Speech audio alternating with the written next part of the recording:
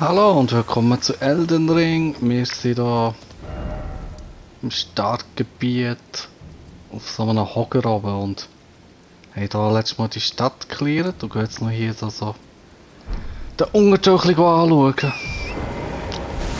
Und weil ich natürlich ein Feuer... Ah, stopp. Wir machen ein Level up. Und wir können ja noch hier verbessern. Machen wir doch auch noch. Danke. Stufenaufstieg. Magie.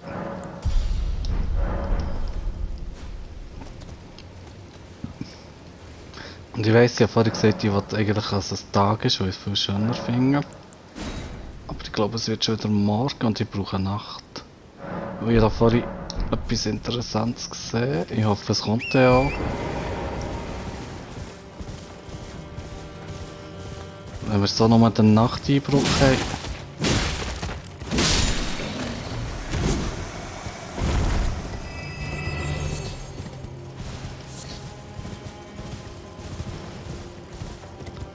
Und zwar ist das, glaube ich, da oben gesehen. Bin nicht ganz sicher. Ja, ich glaube, man sieht es schon.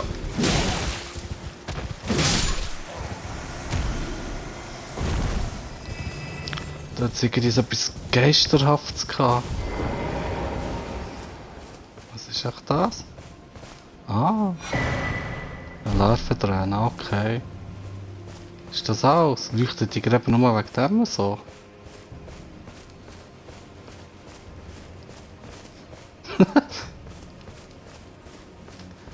Ah, der gibt's ja noch, stimmt. Der schenkt ihm ein Handbuch.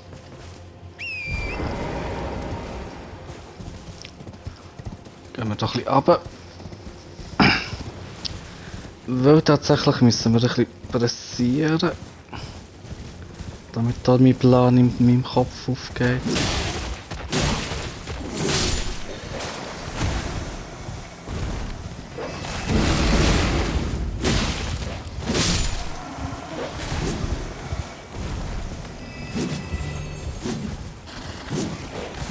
Ah, stirb.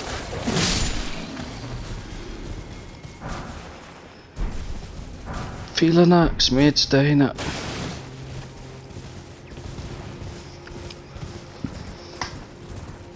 Ja, in diesem Wald hat es irgendwie auch noch etwas Komisches. Es hat da so grosse, goldige Schöfe. Und da vorne geht der Baum um und es klingt nach extremem Donner. Nochmal ein Handbuch.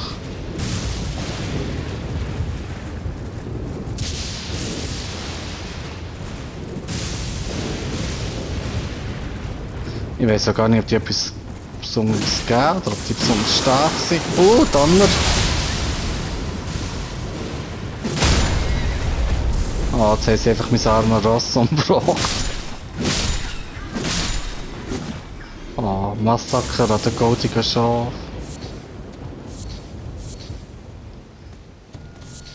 Aber der geht, glaube ich, nichts Besonderes.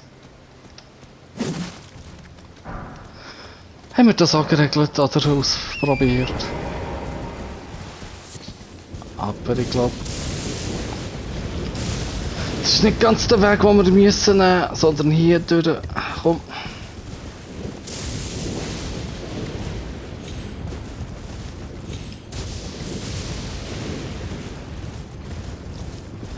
Gehen wir mal auf die Karte, ja.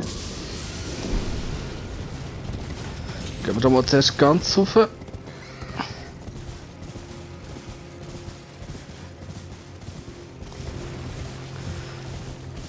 Jetzt noch eine Hütte.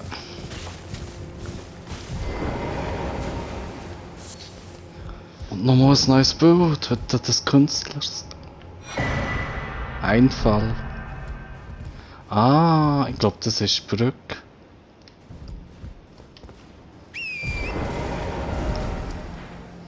Die Brücke hier, habe ich das Gefühl.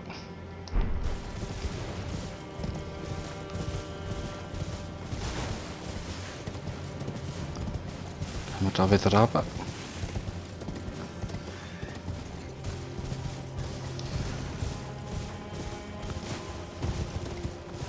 ist hier?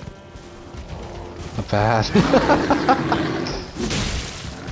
Oh, recht ein starker Bär.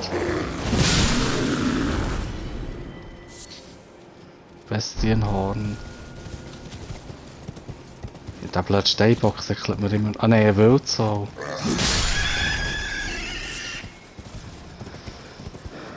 Das ist ein Loch. Ist das zum Runtergehen? Oder nicht?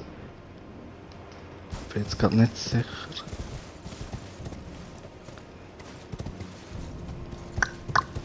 Ja, ich glaube, dort unten müssen wir hergehen. Aber ich glaube, da kommt mehr. Ah, die blöden Viecher. Eher auch hier durch. Ja, da.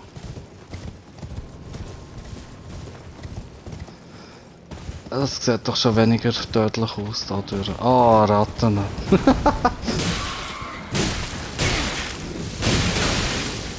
Ah, jetzt hat es da noch sättige.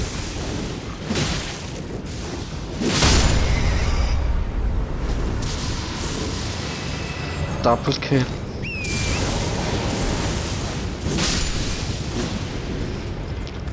Ja, in diesem Part haben wir jetzt ganz viele Tiere umgebracht.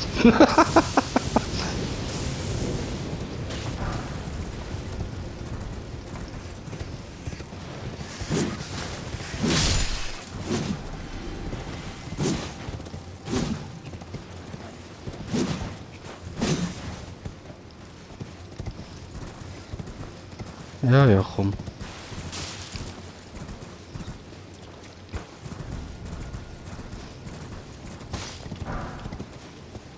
Ja, da scheint es auch nichts zu haben. Ein Feuerries.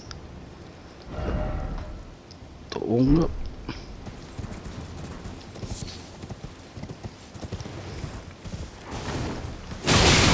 Ja, da hat man noch vorhin schon gesehen, eigentlich, als ich runtergeschaut habe. Ich habe noch gedacht, was echt das ist gesehen. Stirb.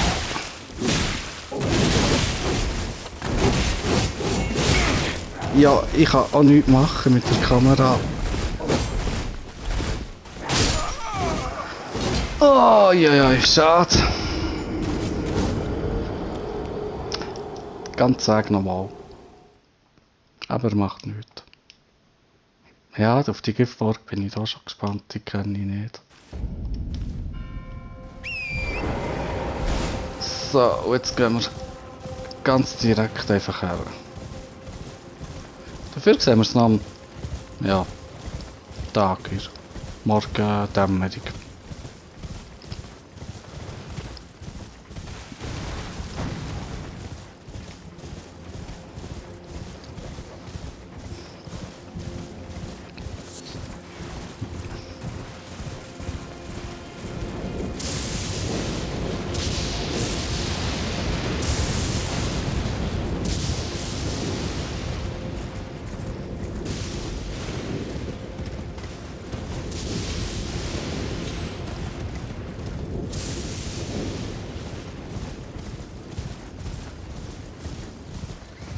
Ist da schon wieder zu hoch?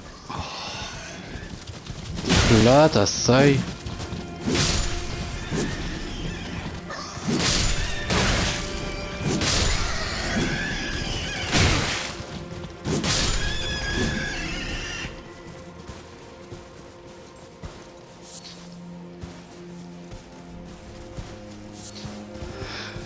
Goldigen Code haben wir bekommen. Ja, bist wieder zu hoch.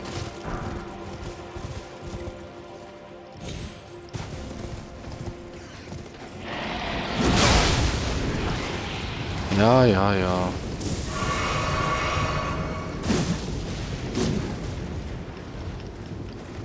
Komm.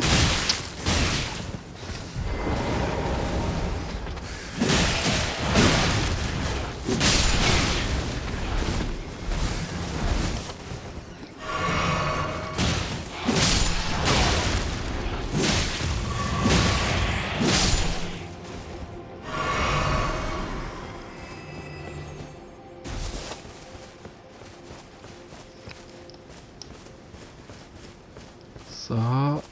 Jetzt sind meine Seelen, glaube ich, gar nicht so schlecht. Und da ein bisschen raus, dass wir ein bisschen weggehen.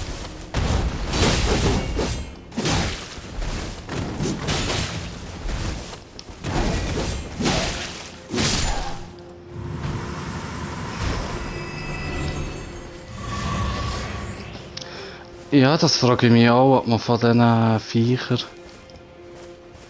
Dings kann bekommen. Die Ausrüstung. So, gehen wir da schön runter. Und wir sind bei der Kille angekommen.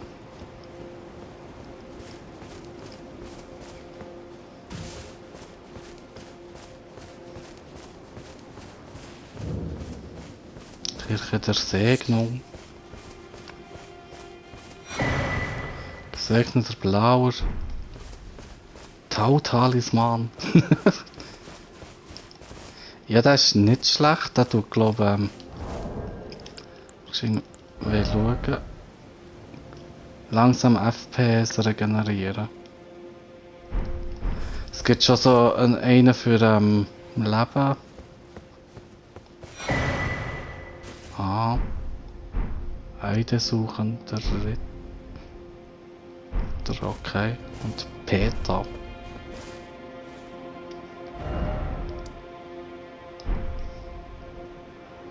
Ja, das sieht ein bisschen tief aus, da gehen wir glaube ich nicht runter.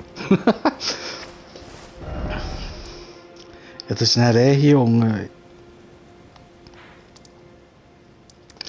Gehen wir wieder hier her, jetzt gehen wir in den Kerker.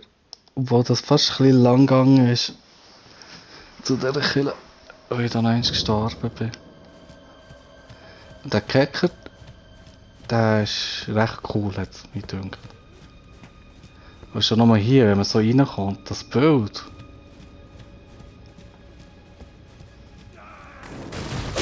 Autsch.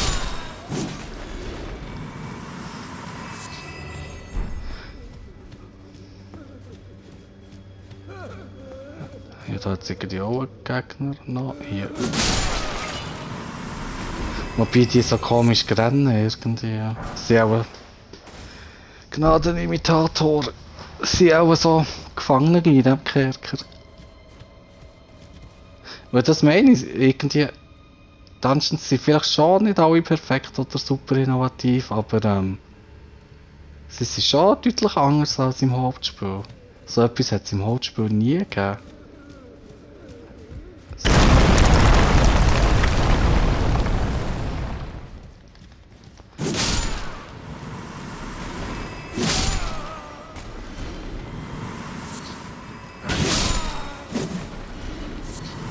Und hier gibt es irgendwie auch das Crafting-Material, die gefrorenen Maden. Jetzt gehen wir da zuerst über die Brücke.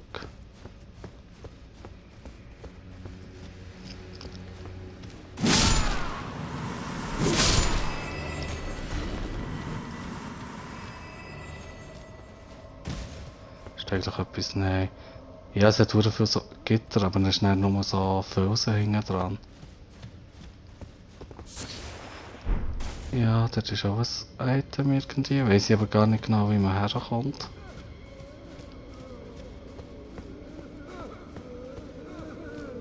Ah. Ja.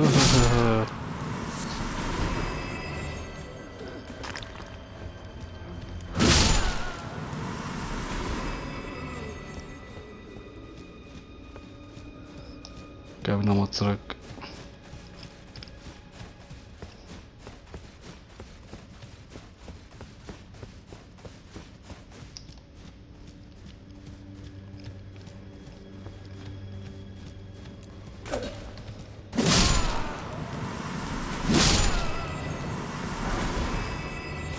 Übrigens Horn. Das sind glaube ich so, die Hörner sind die stärkere Version von diesen Füßen. Das macht, dass man mehr Runen oder mehr Items bekommt von den Gegnern.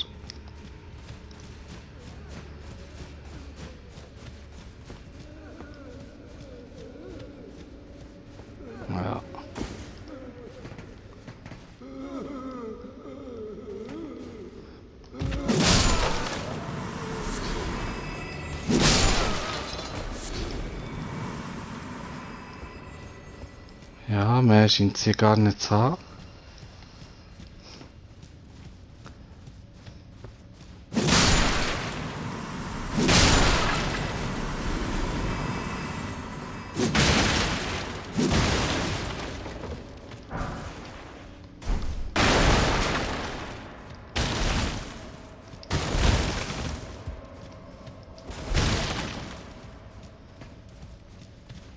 Da hat's noch etwas. Komm. Frosthauende Poli.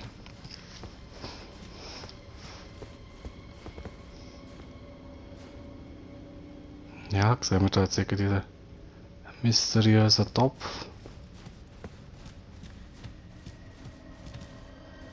Noch ein NPC, lassen wir mal, was der meint.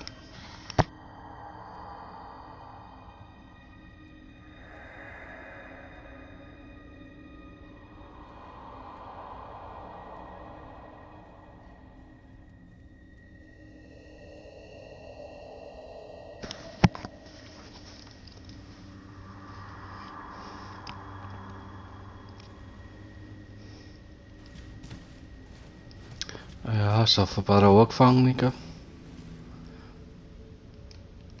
Wow.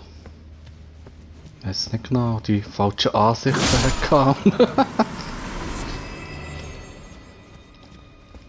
Jetzt auch noch zwei.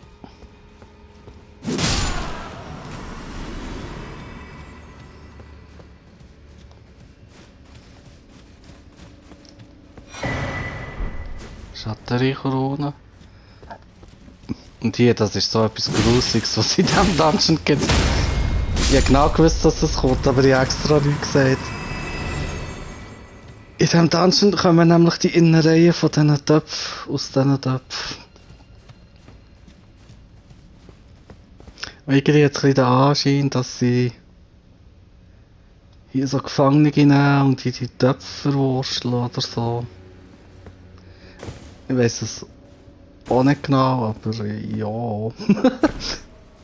Es wirkt ein bisschen so.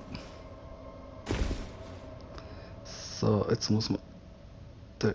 Noch nicht jetzt, aber schon gleich muss man da gut schauen. Ah, die blöd. Ich bin dieser Kette wie abgedriftet. So, genau hier. Ich sehe jetzt eigentlich zuerst die hier und möchte zuerst der kumpen, aber man sollte tatsächlich hierher kumpen. Dann sind wir über. Und jetzt das.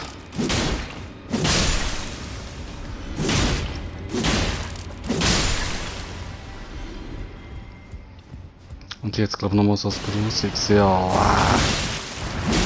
Und ich kann immer so graben und...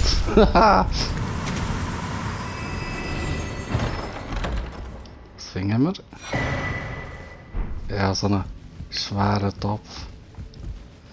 Ja, und hier hat es weitere Gegner. Wobei, ich bin gar nicht sicher, ob die jemand angreifen. Hat jetzt eigentlich gerade nicht so ausgesehen. Weil der hier ist nämlich auch ein Gegner, aber irgendwie lässt er ihm auch in Frieden.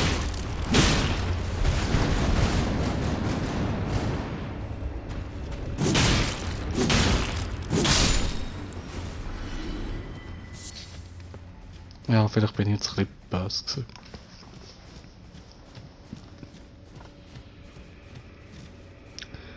Ja, und jetzt weiter in der Reihe.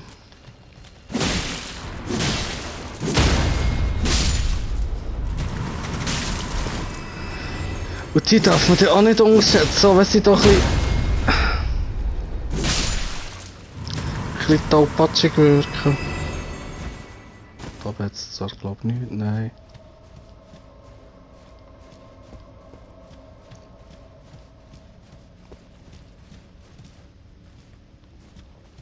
Wow.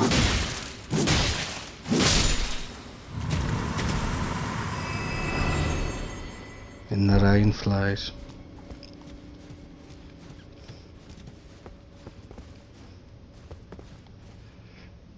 Ja. Ich bin gar nicht sicher. Mal, ich glaube, der kommt mal her. Aber der zu den Säulen glaube ich nicht ganz. Fragezeichen.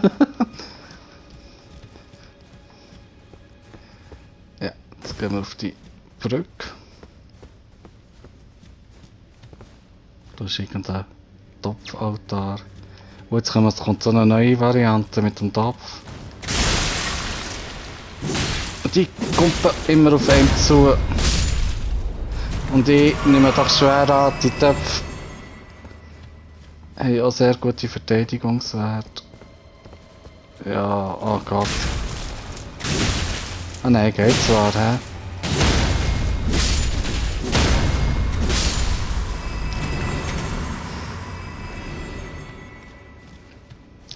Jetzt ist nicht mehr, hä? Schon nicht. Und die Stege bricht zusammen.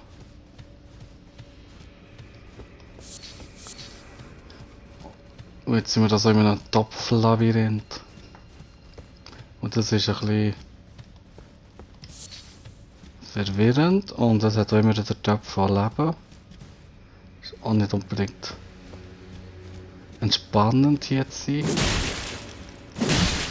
Ah, kann man die...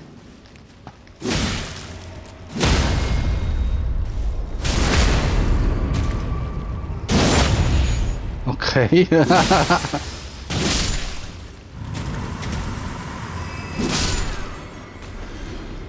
Jetzt aber zuerst noch mal da durch.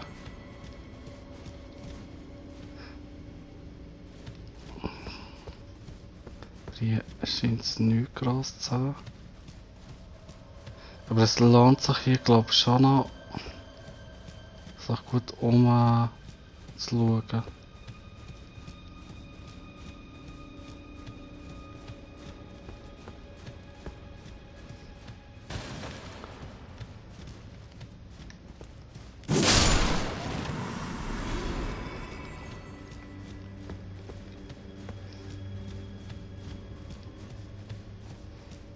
Ja, hier ist schon der Ausgang, aber wir gehen jetzt noch nicht durch den Ausgang, weil wir haben hier viel Interessantes noch nicht gefunden, was man kann finden kann. Das ist glaube ich eher so ein bisschen mehr hier.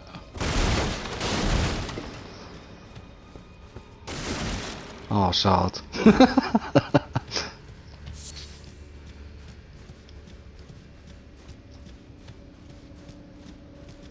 man das so...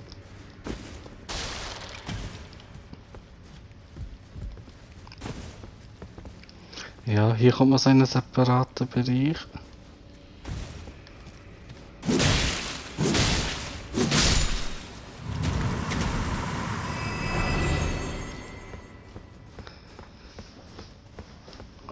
Da kommt man nicht drauf, nein.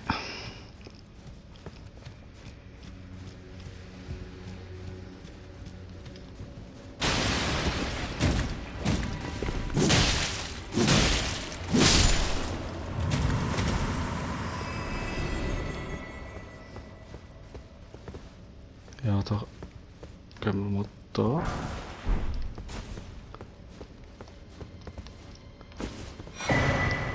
Das ist ein schwerer Topf. Hier ist glaube ich jetzt eigentlich gut, aber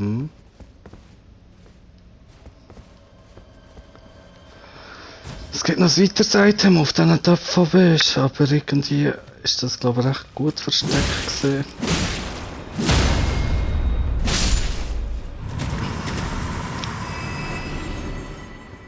Das ist vielleicht schon mal nicht schlecht, da ein Gegner kommt, aber das ist das gleiche wie vorher, ja. Da hat es noch etwas. Das Handbuch. Ja, ich glaube es ist hier irgendwie... Ja, wir gehen mal da rüber.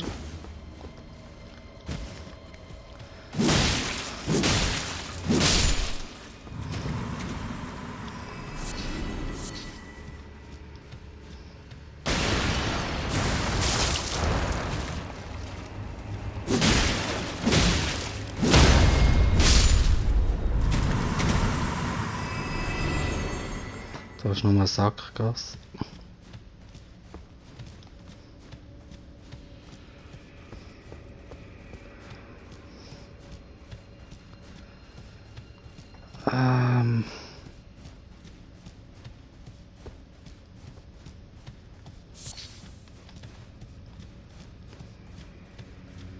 Ja, ich glaube hier ist gut. Genau das habe ich gesucht.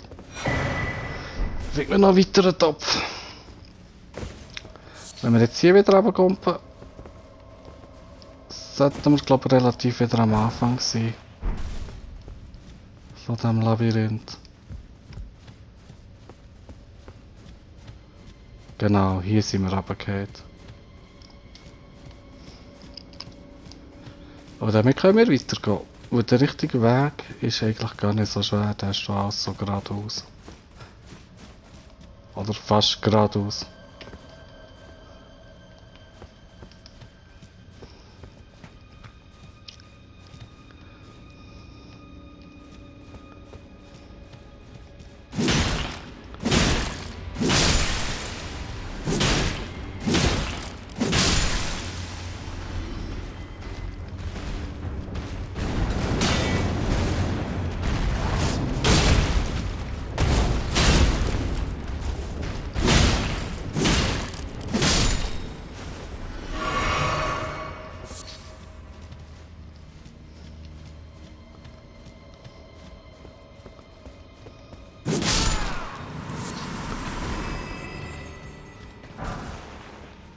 Wärmender Stein.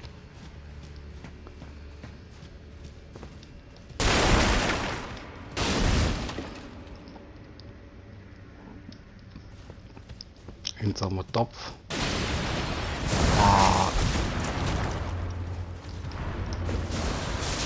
Kommen die da über? Ja, die kommen eh über.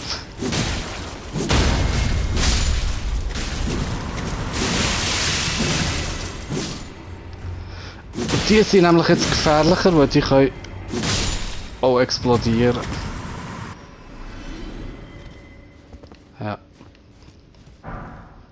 Dort schweben jetzt noch in einer Reihe.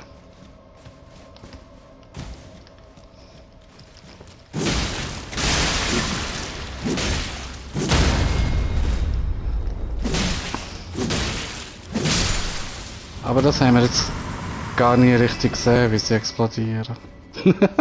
Macht aber nichts. Dort unten ist nicht der Dungeon schon fertig. Ja, er sieht ein bisschen grösser aus, als er effektiv tatsächlich ist, muss man sagen. Aber er wirkt mega cool. Mit seinem Aufbau, mit seiner Atmosphäre. Und das Frostige. Kann ich da so... Ja. Weil der Topf ist jetzt tatsächlich ein Lift. Uns da raufbringt. Und jetzt denke ich, müssen wir da so. Und das Ding hier ist komisch, das weiß ich nicht, ob das irgendetwas bedeutet oder was man dort kann machen. So. So, so. Jetzt kommt hier, glaube ich, wieder ein Gegner, ja.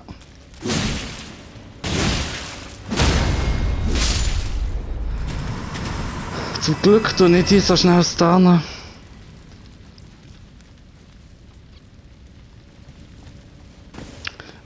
Jetzt sind wir nämlich hier bei dem grossen Topf, den wir vorhin herein wollen.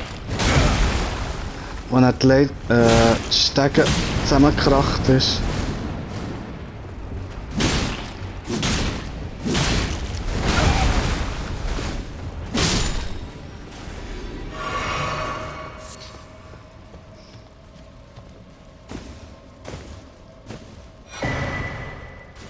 Grosses Gefäß. Das ist auch einfach wie sagt man, Helm? Nehme ich doch an.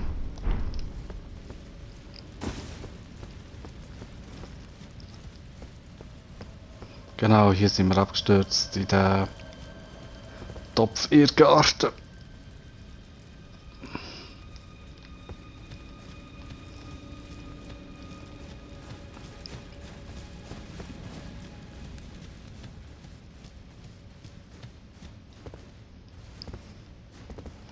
Die kommt man wieder zurück.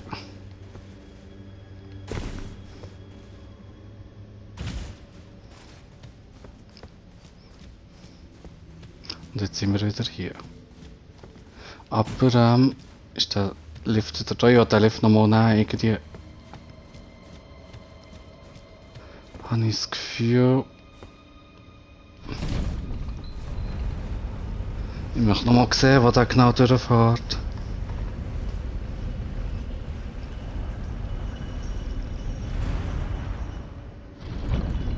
Warte jetzt einfach wieder ab.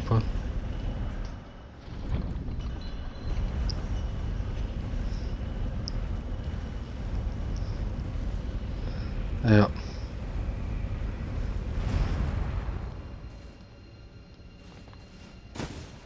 Jetzt hat sie so das Ding, kann man das schon wieder aktivieren.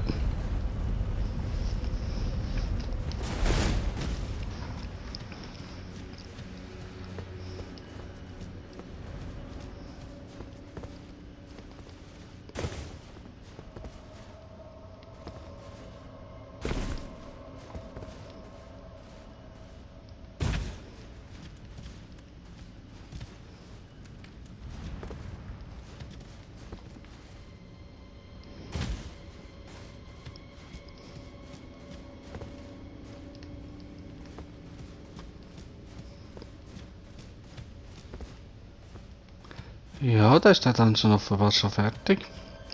Oder offensichtlich. Hat nicht er uns noch Marika-Statue. Und dann gehen wir doch mal zum Boss.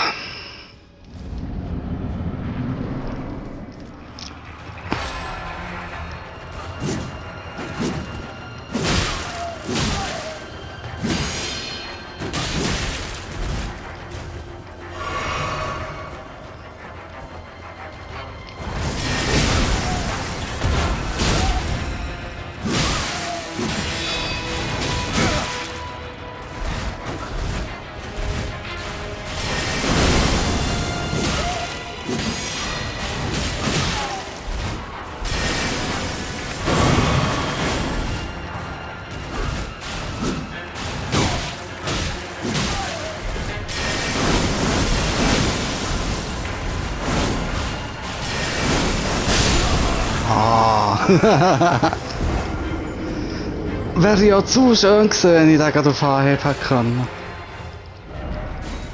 Der Hauptmensch Schwertmeister Onze ist das.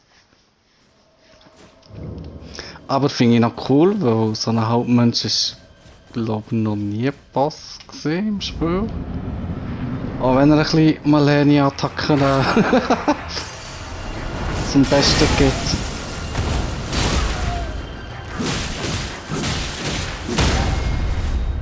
Ah, komm, schnell. Oh.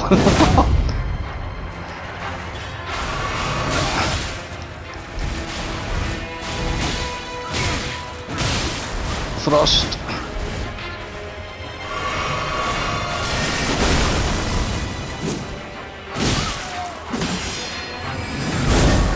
Ja.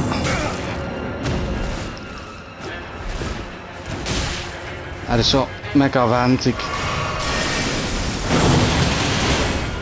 Schild.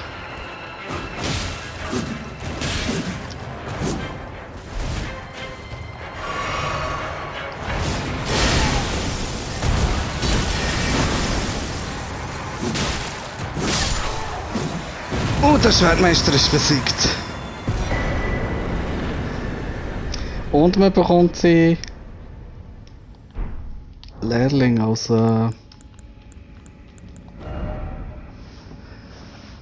Beschwörung. Der Schwertkämpfer Josh. Nicht Yoshi, nur Josh.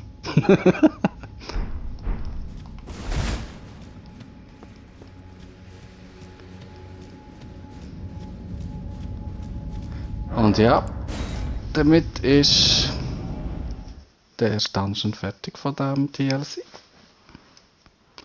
Beziehungsweise wollte ich im Fall gleich noch geschehen etwas schauen. Wie viele Seelen haben wir? Ja, nicht genug.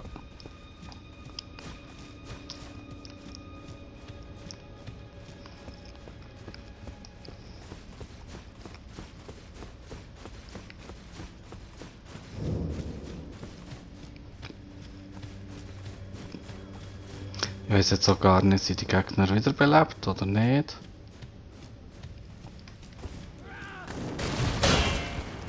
Ja, sie, okay, da kann ich grad so gut eigentlich noch geschwind ans Feuer hocken. Wieso sollte ich nicht geheilt sein, wenn die Gegner wiederbelebt werden?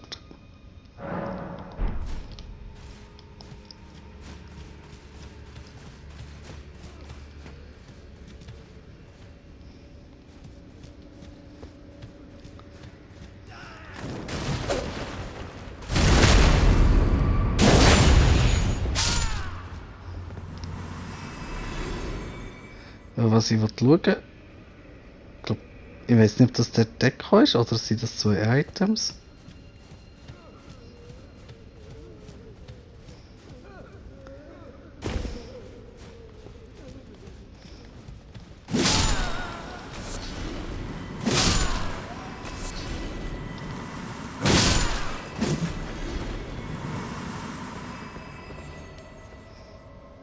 Aber ich habe das Gefühl, oder ob das vielleicht noch einen anderen Eingang hat dort oben. Und man hat die Töpfe abgeguckt, ja, ist so ein bisschen weit.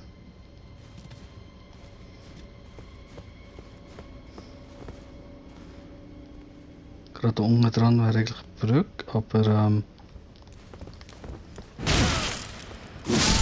dort hat es ja nie einen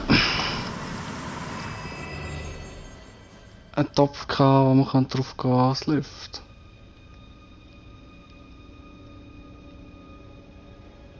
Ja, es sind nur Flammen, das sind nur Dekos.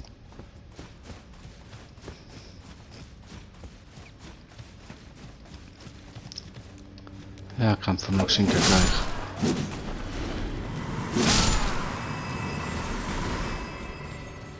So. Ah, man kommt ja gar nicht rauf. Da wir ja den Dungeon geschafft haben, haben wir die komfortable Situation, dass wir einfach teleportieren können.